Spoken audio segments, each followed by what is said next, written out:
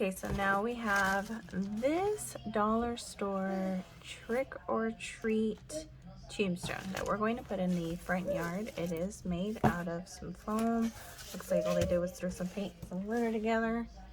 So we have some pieces that have missing paint, and it's bothering me. So I want to add some glow in the dark paint here.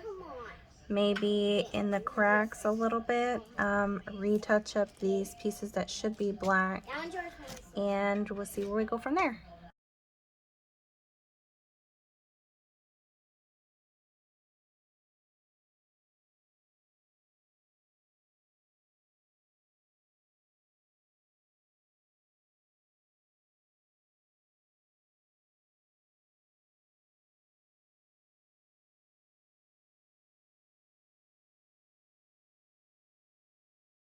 Now that the paint has dried, we're going to go ahead and get our glow-in-the-dark paint, just a sponge, and we're going to go over all the white in our glow-in-the-dark paint. I do think that I'm going to go over the trick or treat in the glow-in-the-dark paint too. I think it'll also help hold the glitter there too as well.